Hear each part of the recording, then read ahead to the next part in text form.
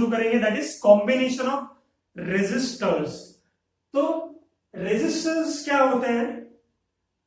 Components होते हैं जो हम इलेक्ट्रिक या इलेक्ट्रॉनिक्स सर्किट्स में यूज करते हैं।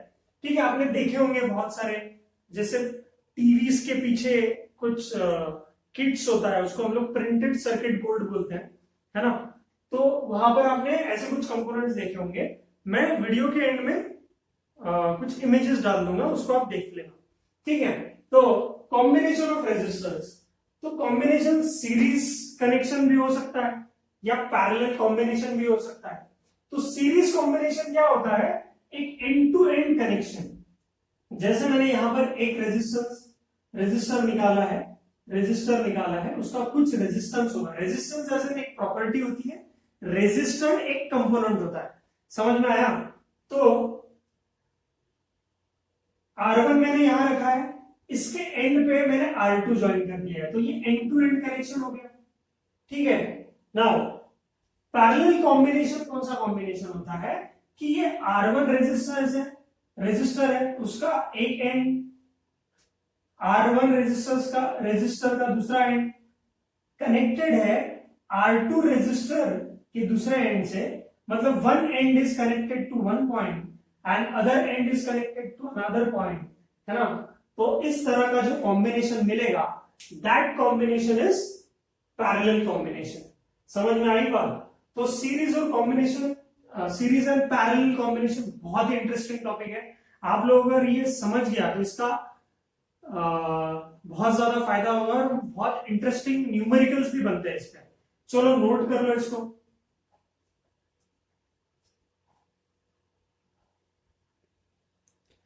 चलिए अब थोड़ा डिटेल में पढ़ते हैं सीरीज कॉम्बिनेशन। ठीक है, तो सीरीज कॉम्बिनेशन में हमने देखा कि एंड टू एंड कनेक्टेड होते हैं रेजिस्टर्स। ठीक है, तो मैंने एक एंड पे और ये दूसरे एंड पे पोटेंशियल डिफरेंस कनेक्ट कर दिया, मतलब एक बैटरी कनेक्ट कर दी जिसका वोल्टेज V है। ठीक है, तो ऑब्वियसली ये होगा हायर पोटेंशियल पे, ये होगा लोअर पोटेंशियल पे। आपने देखा है ना, प्रीवियस वीडियोस में मैंने पूरा एक्सप्लेन किया है। तो दिस इज प्लस, मतलब हायर पोटेंशियल पे है, ये लोअर पोटेंशियल पे है, तो ऑब्वियसली क्या होगा, यहां से करंट फ्लो होगा। तो करंट की डायरेक्शन हम पॉजिटिव से निगेटिव की तरफ मानते हैं, है ना, वही डायरेक्शन हम लोग लिखेंगे। ठीक है, so what is happening now, current starts flowing, यहां से करंट जाएगा, यहां पे भी आपको करंट मिलेगा। सो थ्रू दिस कॉम्बिनेशन क्या सेम करंट फ्लो कर रहा है? क्योंकि there is only one path, एक ही पाथ है ना, तो यहां पर ओनली वन पाथ मिल रहा है फॉर करंट फ्लो। ठीक है, तो यहां पर करंट फ्लो होगा, तो करंट कब फ्लो होता है? जब पोटेंशियल का डिफरेंस होता है, एक पॉइंट हायर पोटेंशियल पे, दूसरा लोअर पोटेंशियल पे, तो ये हायर पोटेंशियल पे है, तो ये बहुत लोअर पोटेंशियल पे है, तो करंट इस डायरेक्शन में फ्लो होगा। इसमें तो कोई गुंजाइश, मतलब इसमें कोई शक तो नहीं होना चाहिए। ठीक है, तो प्लीज R1, R2, R3 तीनों से करंट फ्लो होगा और करंट कंटिन्यूअसली हमको इस डायरेक्शन में मिलेगा, करंट इस डायरेक्शन में हमको फ्लो होता हुआ मिलेगा। ये तो बेसिक कंसेप्ट है। So now what is happening here, obviously इसका रेजिस्टेंस कुछ अलग है, इसका रेजिस्टेंस कुछ अलग है, इसका रेजिस्टेंस कुछ अलग है। हर एक रेजिस्टर का रेजिस्टेंस अलग भी हो सकता है या सेम भी हो सकता है। ठीक है, ये कंपोनेंट जिससे भी बने हुए हैं उसके ऊपर डिपेंड करता है, राइट। तो हम क्या बोलते हैं, अगर यहां पर ये टोटल जो वोल्टेज है बैटरी का, है ना, इसके अक्रॉस थोड़ा सा वोल्टेज ड्रॉप होगा। वोल्टेज ड्रॉप एक वर्ड आपके लिए नया है, लेकिन आप ध्यान रखिए, इसके अक्रॉस कुछ वोल्टेज होगा, तब जाके करंट फ्लो होगा ऑब्वियसली। इसके अक्रॉस कुछ ना कुछ वोल्टेज ड्रॉप होगा, तभी इसमें करंट फ्लो होगा। क्योंकि किसी भी इंडिविजुअल अगर रेजिस्टेंस की मैं बात करूं, उसमें अगर करंट फ्लो हो रहा है तो ऑब्वियसली यहां पर वोल्टेज ड्रॉप जरूर होगा, है कि नहीं। तो ये टोटल वोल्टेज है ना। तो ये वाला जो वोल्टेज होगा, है ना, should be the sum of, मतलब this total V should be sum of V1 plus V2 plus V3। क्योंकि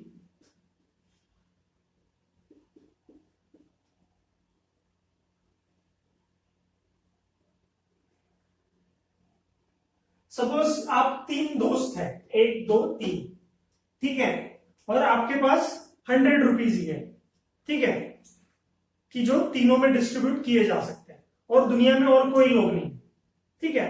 तो we have 100 rupees, we have 3 people, है ना। तो क्या होगा, अगर इसको 40 दिया, इसको 20 दिया, तो बचे हुए इंसान को कितना मिलेगा, इसको 40, इसको 20, हो गया 60, तो इसको भी 40 देना पड़ेगा, राइट।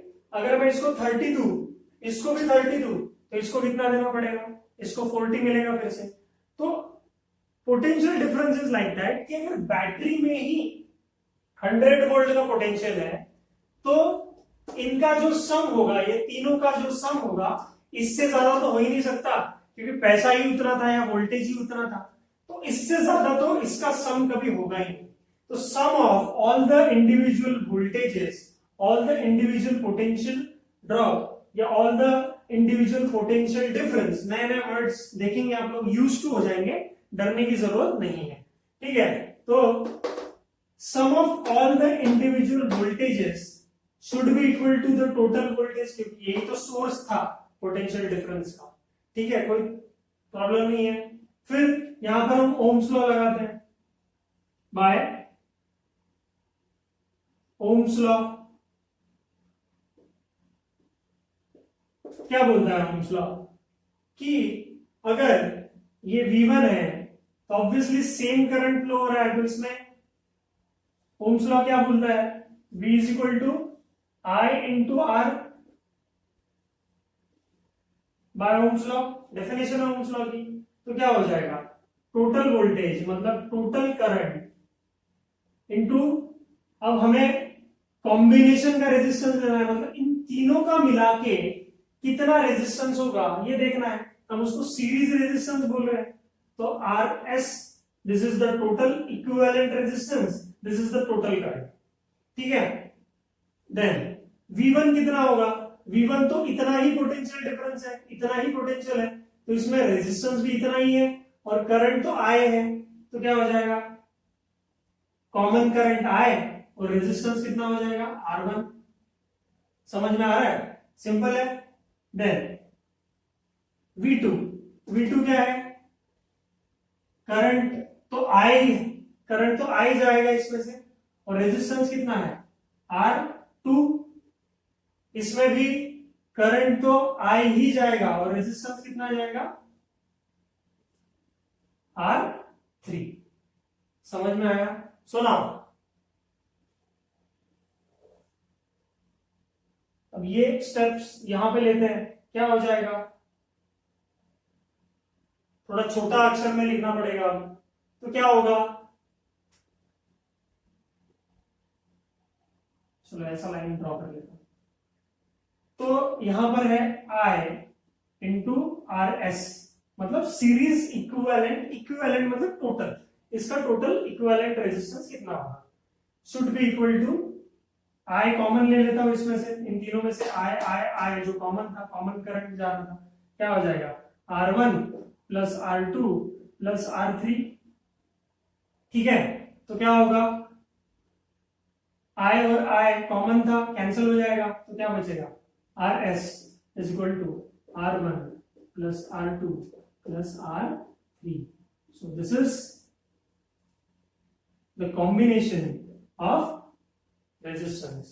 तो जब भी आपको कोई रेजिस्टेंस सीरीज में दिखाई दे, तो क्या करना पड़ेगा, आपको क्या करना पड़ेगा, डायरेक्टली सीरीज में आप उनका रेजिस्टेंस निकाल लीजिए, ठीक है।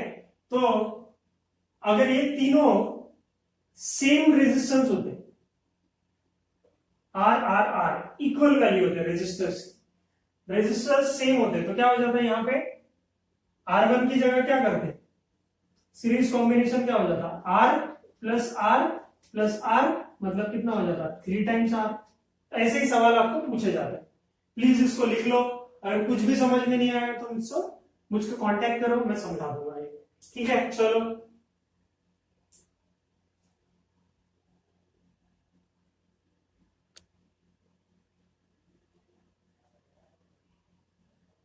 चलिए आइए, तो पैरेलल कॉम्बिनेशन, ठीक है। तो यहां पर 3 रेजिस्टर्स, ठीक है, एक दूसरे के साथ मतलब one end is connected to one point and another end is connected to another point, ठीक है। तो इसका एक एंड इस पॉइंट से है, इसका एंड इस पॉइंट से, इसका एंड इस पॉइंट से, इसका एंड इस पॉइंट से, ठीक है। सो इस कॉमन पॉइंट जो है एंड टू एंड पॉइंट्स या फिर वन पॉइंट अनदर पॉइंट वाला जो कंसेप्ट हमने देखा था, यहां पर हम क्या करेंगे, एक बैटरी लगा देंगे, तो पोटेंशियल डिफरेंस लगाएंगे ऑब्वियसली, ताकि इसमें करंट फ्लो हो। So what is happening here, if we have voltage V, ठीक है, कैपिटल कर देता है इसको, तो पोटेंशियल डिफरेंस V इसके अक्रॉस जो भी बैटरी लगाई हमने, तो इसकी वजह से ये पॉजिटिव और ये निगेटिव, मतलब ये हायर पोटेंशियल ये लोअर पोटेंशियल बन जाएगा, ठीक है। हायर पोटेंशियल लोअर पोटेंशियल बन गया तो क्या होगा, यहां से करंट फ्लो करने लगेगा। अब करंट फ्लो होगा, तीनों ब्रांचेस में से 3 अलग अलग ब्रांचेस हैं, तो आपने यहां पर एक ऑब्जर्वेशन किया होगा कि इन सारे रेजिस्टर्स के एंड्स पे सेम पोटेंशियल डिफरेंस है, मतलब तीनों के अक्रॉस सेम, मतलब कॉमन पोटेंशियल डिफरेंस है। सीरीज कॉम्बिनेशन में क्या था, कॉमन करंट था, इसमें क्या है, कॉमन पोटेंशियल डिफरेंस है, वहां पर कॉमन करंट मिल रहा था सीरीज में, है ना, तीनों में से एक ही करंट आई फ्लो हो रहा था। तो अब यहां पर देखो कि वोल्टेज मतलब potential difference across R1 across R2 and across R3, तीनों के अक्रॉस सेम पोटेंशियल डिफरेंस है, ठीक है, लेकिन करंट अलग अलग फ्लो हो रहा है। करंट क्या होगा, यहां से करंट 3 हिस्सों में बढ़ जाएगा और यहां से R1 से फ्लो होगा, फिर यहां से जो करंट फ्लो होगा वो R2 से फ्लो होगा, करंट R3 से फ्लो होगा, और ये तीनों करंट मिलकर टोटल करंट, जैसे यहां से जाएगा टोटल करंट I, यहां पर भी हमें टोटल करंट I मिलना चाहिए, क्योंकि total charge should be conserve, charge is always conserve, तो करंट भी क्या है, फ्लो ऑफ चार्जेस ही है ना, ठीक है। तो यहां पर हम लोग देखेंगे, this is current I1, this is I2 and this is I3, ठीक है, समझ में आया। तो I1 plus I2 plus I3, this is the total current, the sum of I1 plus I2 plus I3 will give you the total current, ठीक है। तो इसमें क्या होता है, पैरेलल कॉम्बिनेशन में we have common voltage, but यहां पर कॉम्बिनेशन में since the charge is conserve we can write total current I is equal to I1 plus I2 plus I3, है ना, समझ में आया। या किरचॉफ्स लॉ ऑफ करंट में भी देखते हैं, आगे चल के हायर स्टैंडर्ड्स में पढ़ेंगे, अगर मौका मिला तो हम लोग भी पढ़ेंगे कुछ एक्स्ट्रा कंसेप्ट, उसको समझ के कोई चिंता की बात नहीं है। So by applying Ohm's law,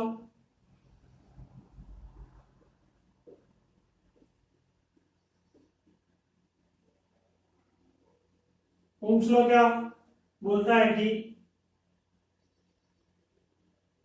हम बोलते हैं ना कि V is equal to I into R, I क्या होगा, I is equal to V divided by R, simple है, I is equal to V divided by R। So now I1 क्या होगा, यहां पर हम लोग इंडिविजुअल की बात कर सकते हैं, करंट कितना होगा I1, टोटल वोल्टेज तो V है, ठीक है, तो वो R1 के अक्रॉस भी तो V है, तो total voltage across R1 is V।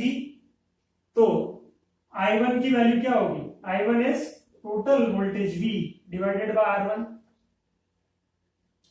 ठीक है, समझ में आया? I2 क्या होगा? टोटल करंट I2 क्या होगा? Total voltage V divided bye R2। Simple है, क्योंकि वोल्टेज कॉमन है तीनों के अक्रॉस, बार बार बोल रहा हूं। ठीक है, I3 क्या होगा?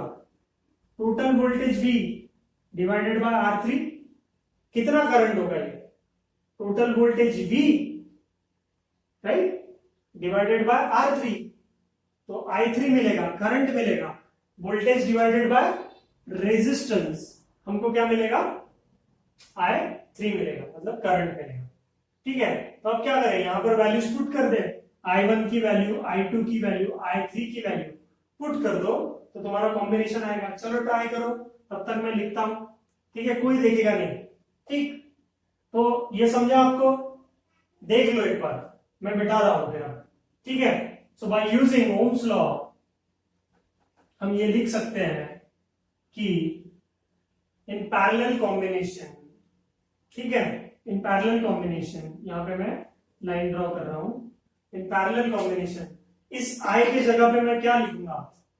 Total voltage V and all the combination, that is total equivalent resistance RP, मतलब पैरेलल कॉम्बिनेशन है इसलिए P डाला है यहां। फिर I1 के लिए क्या लिख सकता हूं मैं? Total voltage V divided bye R1। Simple है। देन I2 की जगह पर क्या लिख सकता हूं मैं?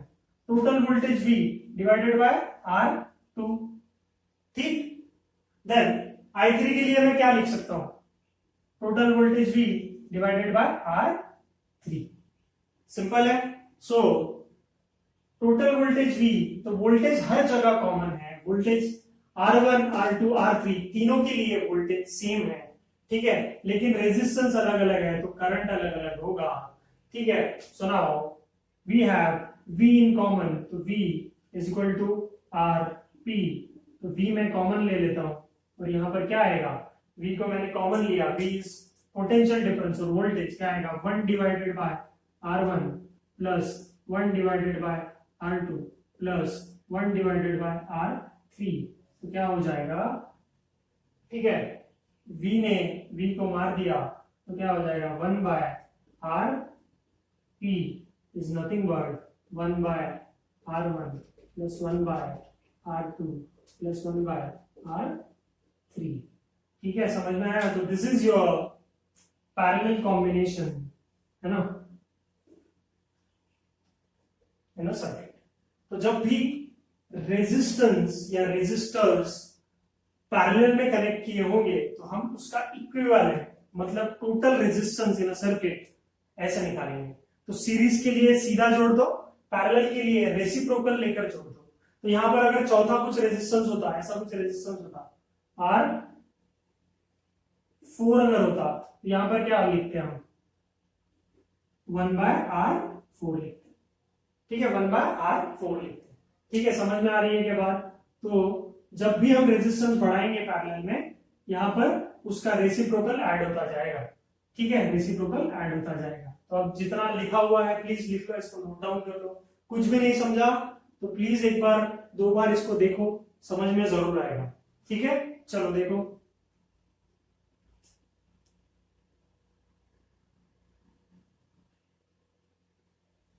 चलिए आइए, तो बेसिक कुछ एग्जांपल्स देखते हैं सो दैट आपका कंसेप्ट क्लियर हो जाए। ठीक है, तो सीरीज कॉम्बिनेशन में हम क्या करते हैं? सीधा एडिशन कर लेते हैं क्योंकि करंट कॉमन होता है। ठीक है, तो यहां पर आपको बोला गया है फाइंड इक्विवेलेंट रेजिस्टेंस। क्या बोला जाता है? सवाल हमेशा ऐसा होता है, find equivalent resistance between A and B। मतलब आपको क्या करना है, इस A और B पॉइंट के बीच में टोटल रेजिस्टेंस कितना है या इसका कॉम्बिनेशन का रेजिस्टेंस कितना है वो निकालना है। तो लिखा ऐसे जाता है कि इक्विवेलेंट रेजिस्टेंस फाइंड आउट करो। तो यहां पर आप क्या लिखोगे?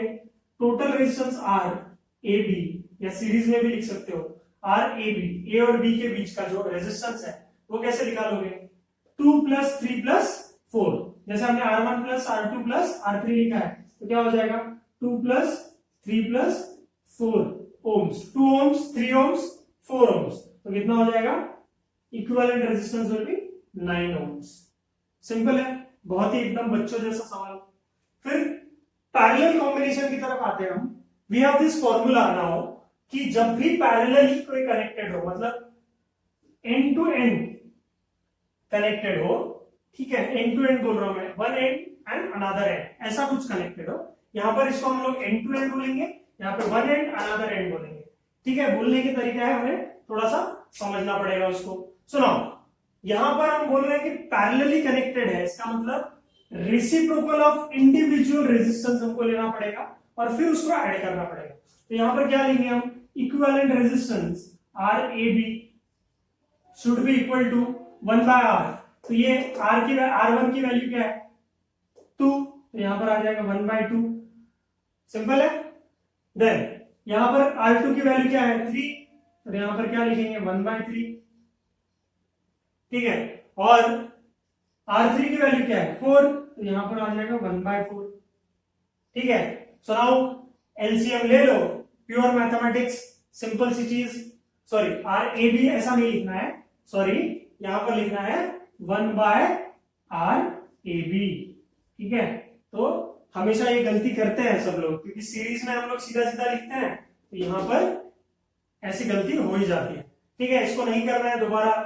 तो क्या आ जाएगा, एलसीएम निकालेंगे हम, एलसीएम कितना आएगा, कितना आता है एलसीएम इसका 12, कितना आएगा 12 भी आएगा, तो कितना हो जाएगा 2 को हम कितने से मल्टीप्लाई करेंगे 6 से, दिस इज 6, फिर यहाँ पे 4 से मल्टीप्लाई करेंगे कितना आएगा, यहां पर 4 आएगा, प्लस इसको 3 से मल्टीप्लाई करेंगे तो यहाँ पे 3 आएगा, और डिनोमिनेटर में आएगा 12। ये अभी भी कितना है आर ए बी है, ठीक है। तो इसका कॉम्बिनेशन करेंगे तो आर ए बी, इसका सॉल्व करेंगे तो आर ए बी और उसका रेसिप्रोकल ले लेंगे, मतलब आर ए बी का वैल्यू कितना आएगा, ऊपर में कितना आ रहा था 10 प्लस 3 13, तो कितना आएगा हमेशा 12 ऊपर 13 नीचे, 12 divided by 13 ohms. This will be your resultant या इक्विवेलेंट रेजिस्टेंस। समझना है, equivalent resistance between point A and B ऐसा आएगा, ठीक है। समझ में आ रही है बात, है ना। तो ये एलसीएम वगैरह जो आ रहा है, तो फिर जैसा भी आपको निकालना है कॉम्बिनेशन आप निकाल सकते हो, ठीक है। तो बेसिक सवाल ऐसे ही आते हैं आपको, और फिर इसमें कुछ चेंजेस, बहुत सारा कॉम्बिनेशन, कभी कभी क्या होता है सीरीज के साथ कुछ पैरेलल घुसा दिया और इसके साथ ये अटैच कर दिया, तो उसमें कोई डरने की बात नहीं है, तो आपको प्रैक्टिस से आ ही जाएगा, ठीक है। तो आई फील कि आपको समझ में आया होगा। Just be confident and solve this, practice this at home. और अगर कुछ भी डाउट्स आते हैं तो आप कमेंट्स में या फिर मुझे पर्सनल मैसेज करिए, मैं इसको पूरा आपको क्लियर करवा दूंगा। वेरी वेरी इंपॉर्टेंट टॉपिक, चलो इसको लिख लो, note down.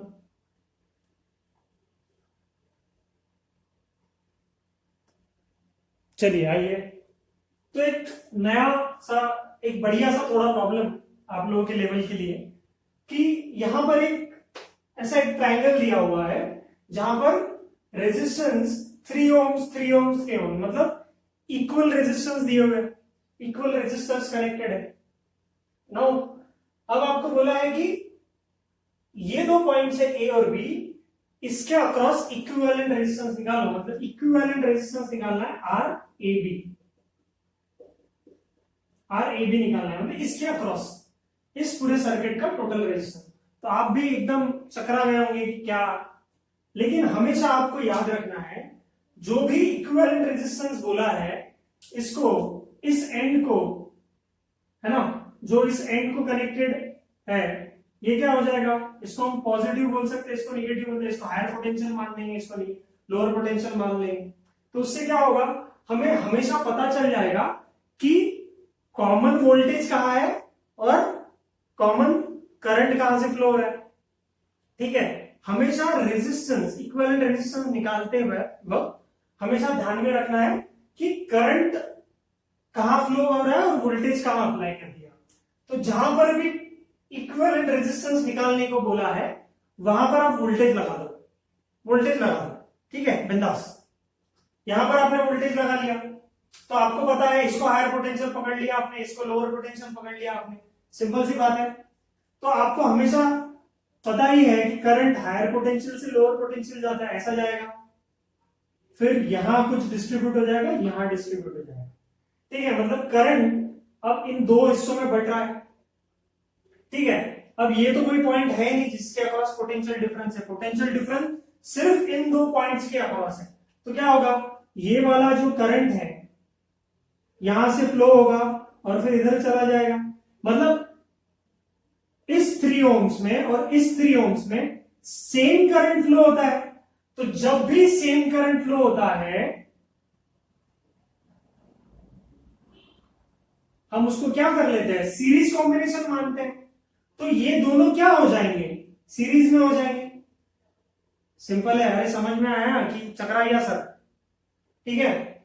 Now this is at higher potential, तो करंट यहां से फ्लो होगा और ये एक सिंपल रेजिस्टेंस का वायर है जिसमें करंट कॉमन फ्लो कर रहा है, ठीक है। करंट कॉमन अगर फ्लो कर रहा है तो क्या होगा, इसमें से करंट कॉमन फ्लो होगा और ये दोनों को हम सीरीज मान लेंगे और यहां पर करंट डिवाइड हुआ है तो यहां करंट अलग आएगा। तो इसका ही इक्विवेलेंट नेक्स्ट स्टेप सर्किट हम ऐसा बना सकते हैं कि नाउ दिस इज ए। अब आप इसको रफ में सीधा टेढ़ा मेढ़ा कैसे बना सकते हो, मैं इसको थोड़ा सीधा बनाना चाहूंगा। अब पॉइंट बी मिला मुझे, ठीक है। अब मैं क्या कर रहा हूं, ये एक पॉइंट है, क्या हो गया, ये एक पॉइंट है, ये दूसरा वाला पॉइंट है। तो यहां पर मैं 3 ohm रेजिस्टेंस बना लेता हूं, ठीक है।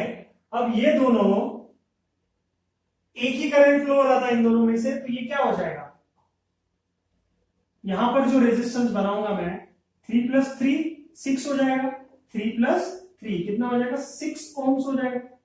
सिंपल है, कुछ कंफ्यूजन हो रहा है अभी भी, चलो इसको अच्छी तरह से जानो, बहुत अच्छा क्वेश्चन है, ठीक है। 3 + 3 6 लिखिए मैंने और इन दोनों के अक्रॉस अब क्या,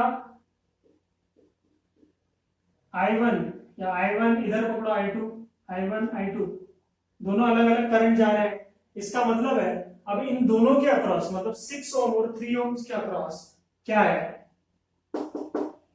ना, अभी भी क्या है, अभी भी है पैरेलल। मतलब अभी ये पैरेलल हो गया, क्यों, अब ये एक दूसरे के साथ पैरेलल है क्योंकि इन दोनों के अक्रॉस सेम पोटेंशियल लगेगा, ए और बी, ठीक है। तो यहां पर इक्विवेलेंट रेजिस्टेंस में आप लिख सकते हो R equivalent AB is equal to 1/3 plus 1/6।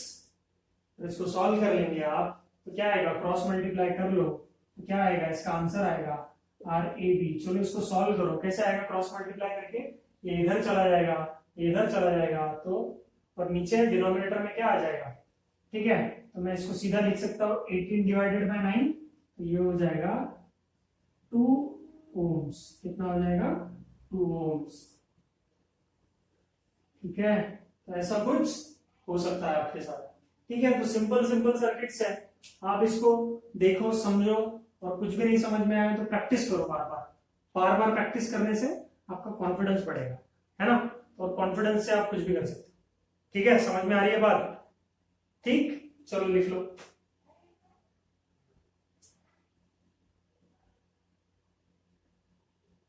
तो आ जाओ, तो ये कुछ सवाल दिए हैं मैंने दो, ठीक है।